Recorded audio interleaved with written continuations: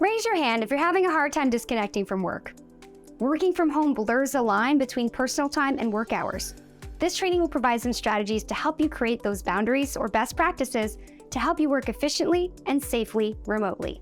Some strategies are setting up a dedicated workspace with good ergonomics, practicing good time management, using good remote work etiquette, finding ways to collaborate virtually, and setting and following good work boundaries.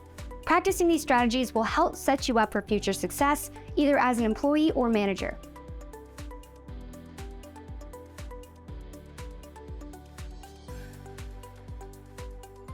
It's hard to separate work and personal life when your home office is a coffee table.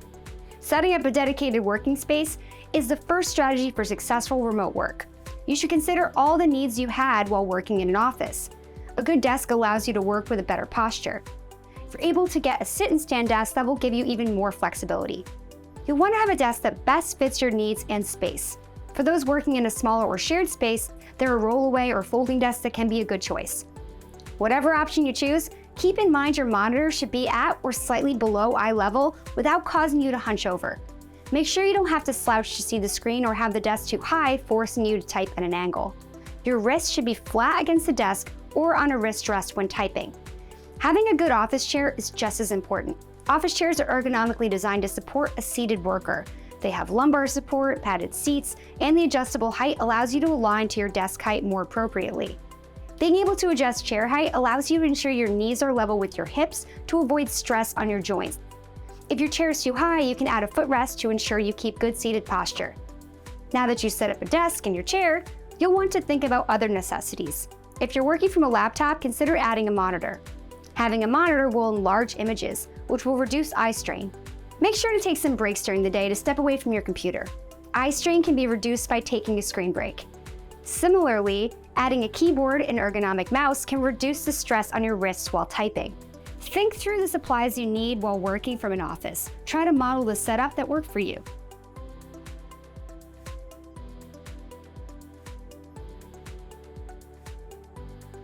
Time management is an important component for working remotely. While in an office, you have designated hours, in-person meetings, client calls, and a dedicated work environment. This type of work made it easier to keep work and personal life separate. It provided structure for work hours, team collaboration, and predictable meeting schedules.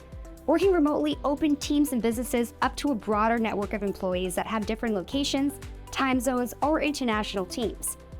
With the varying time zones and typically a more fluid work schedule, the first step to time management is to figure out the hours you'll work within. Sometimes it'll be the typical 9 to 5, but most teams operate in different time zones. If your company has an established core business hours, you'll want to work with your manager to determine your schedule. This includes setting the time you'll start and end your day. On your calendar, create blocks labeled "No Meetings" that fall outside of the hours you start or end your day. For example, if you're in California and your other coworkers in New York, that is a 3-hour time difference. Blocking off your start time can avoid team members forgetting time zone considerations and scheduling a 6 a.m. meeting. You should also block off when you'll end your day. For example, if you're in California, you don't want to schedule an evening meeting by accident with an East Coast coworker. Once you have your designated working window, it's time to find ways to prioritize your work. There are 4 considerations when setting priorities. 1. Deadline.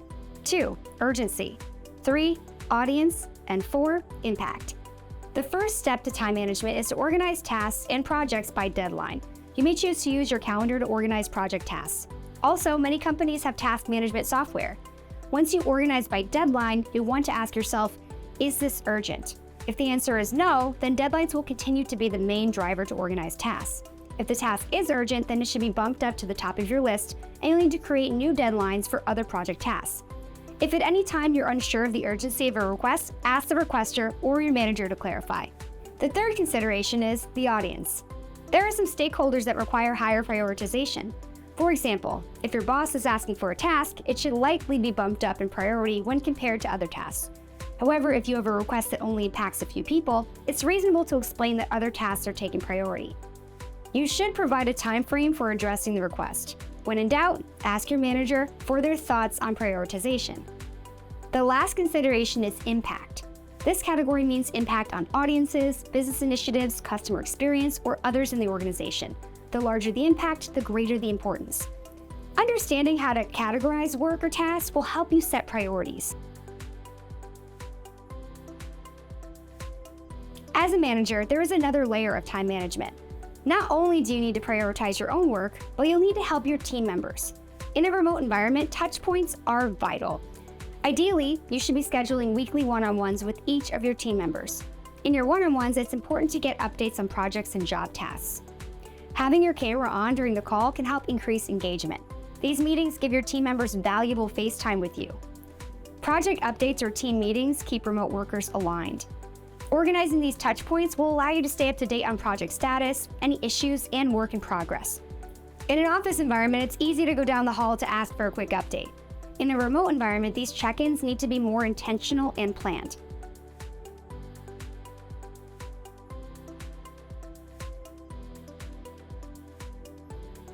Working remotely can be tricky.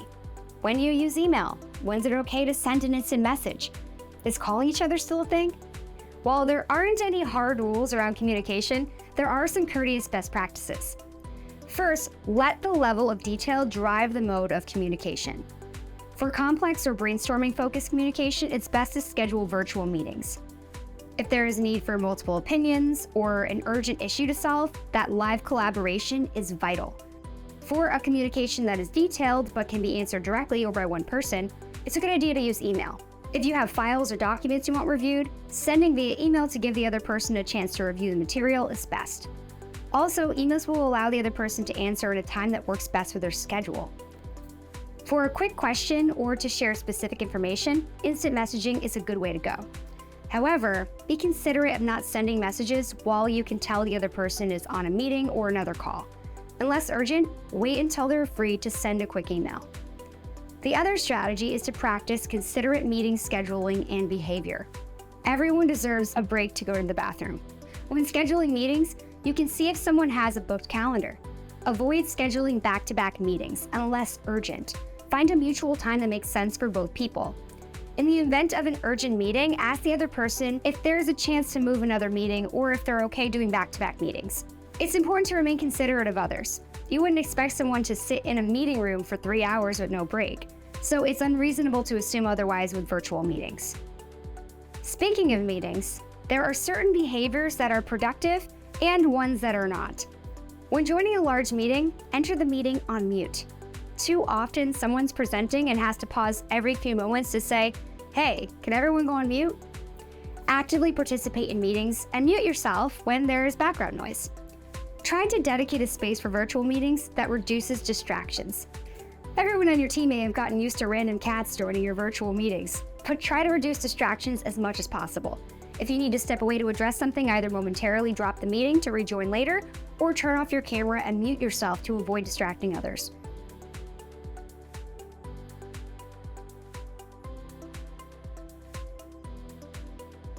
Working remotely doesn't have to mean working in isolation.